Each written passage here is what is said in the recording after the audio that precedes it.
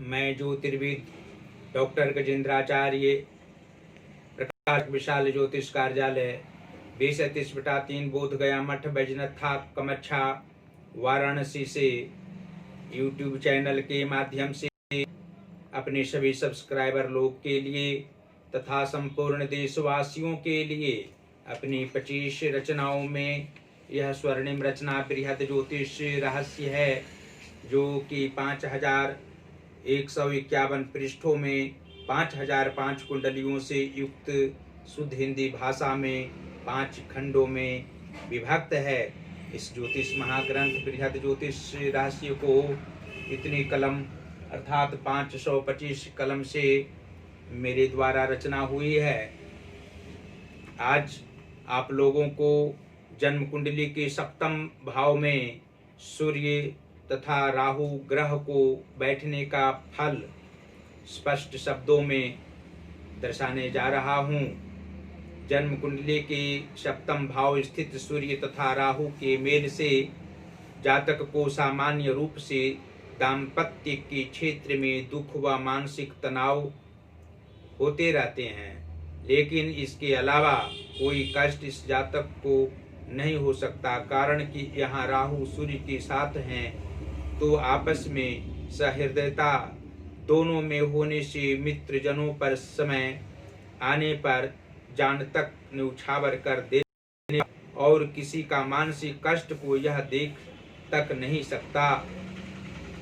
सूर्य तो पारिवारिक सुख वृद्धि, आत्म शांति, परोपकारी तथा कर्म पर विश्वास रखने वाला बनाते हैं, और राहु भी जातक को व्यापार में लाभ पहुंचाता है।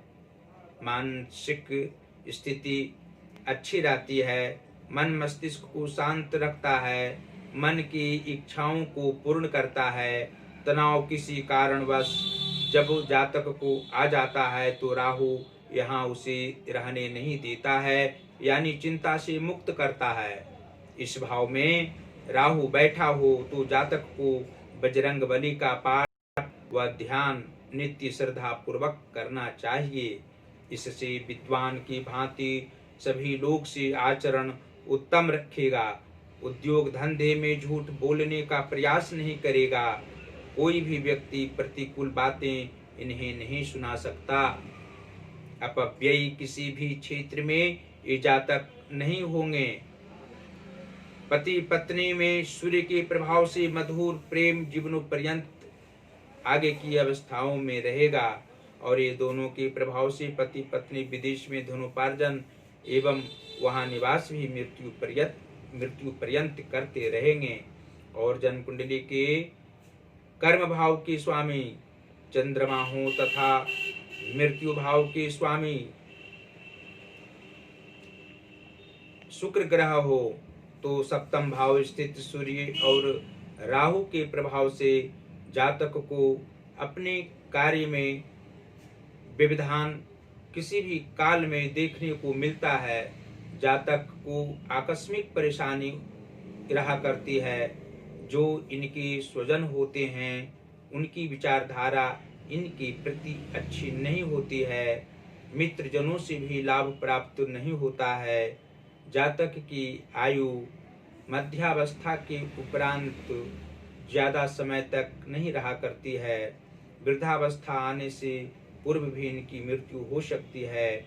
और जन्म कुंडली के भाग्य भाव के स्वामी बुध ग्रह हों तथा धन भाव के स्वामी शुक्र ग्रह हों, तो सप्तम स्थान स्थित सूर्य तथा राहु के प्रभाव से जातक का भाग्य 26वें वर्ष के उपरांत उदय होता है, और मध्यावस्था आने तक समान रूप से भाग्य साथ देता रहता है।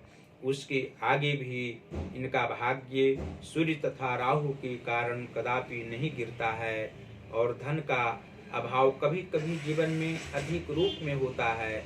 उस स्थिति में जातक अपने मानसिक स्थिति को सुधारने वाले होते हैं। मन में तनाव रहने पर भी आत्मिक कष्ट नहीं होता है। इनकी मन स्थिति खराब किसी भी काल में नहीं हो सकती है। और जन्म कुंडली के सप्तम भाव के स्वामी मंगल ग्रह हों तथा लग्नेश शुक्र ग्रह हो तो सप्तम भाव स्थित सूर्य और राहु के प्रभाव से जातक का दाम्पत्य जीवन पूर्वार्ध भाग में सुखमय नहीं रहा करता है। इस काल में नाना प्रकार के तनाव पारिवारिक क्षेत्र में रहना स्पष्ट है। पुत्र सुख जातक को अवश्य होता है, लेकिन विलंब से होता है। जातक की कुंडली के पंचम भाव के स्वामी शनि ग्रह हों तथा पराक्रम भाव के स्वामी बृहस्पति हों तो सप्तम भाव स्थित सूर्य तथा राहु के प्रभाव से जातक को संतान सुख की चाहत बहुत अधिक रहती है। संतान सुख की इच्छाओं से युक्त रहा करते हैं, लेकिन इनकी इच्छा के अनुरूप संतान कार्य करने वाले नहीं होते हैं। पराक्रम की भावना इस जातक में रहा करती है, लेकिन मानसिक तनाव में कभी कभी किसी भी कार्य में इनको मन नहीं लगना स्पष्ट है। और अंत में आप लोग यह जान सकते हैं कि जन्म कुंडली के छठवें भाव के स्वामी बृहस्पति हों तथा आठवें भाव के स्वामी शुक्र ग्रह हों और व्यय भाव के स्वामी बुध हों तो सप्तम भाव स्थित सूर्य तथा राहु के प्रभाव से जातक को मित्र बहुत मिलते हैं, लेकिन असली रूप में इनकी सहायता करने वाला, इनका मदद करने वाला एक भी मित्र नहीं मिलता है। मित्र की बातों में ये जातक आने वाले होते हैं। मित्र के कारण इनको किसी भी तरह का दुख हो सकता है। मानसिक तनाव होना युवावस्था तक अनिवार्य है, अर्थात जन्म कुंडली के अनुसार युवावस्था तक इनके मित्र कोई ऐसे नहीं होते हैं जो इनकी सहायता करने वाले होते हैं। जीवन के उत्तरार्ध भाग में मित्र सुख प्राप्त हो सकता है, क्योंकि इनके विचारों के अनुकूल रहने वाले व्यक्ति जीवन के उत्तरार्ध भाग में सूर्य तथा राहु के प्रभाव से मिल सकता है। और जन्म कुंडली के नीच भावों में यदि उच्च ग्रह बैठे हों और उच्च भावों में पाप ग्रह बैठे हों तो सप्तम भाव स्थित सूर्य तथा राहु के प्रभाव से जातक को कुछ शारीरिक कष्ट भी होते हैं, मानसिक परेशानी भी होती है और आर्थिक कष्ट की सामना करनी पड़ती है। उस अवस्था में सूर्य की आराधना करने के साथ साथ जातक को राहु की शांति पूजा अवश्य ही करा लेनी चाहिए। भगवान शिव के मंदिर में पूजा कराने से आत्मिक शांति प्राप्त होगी।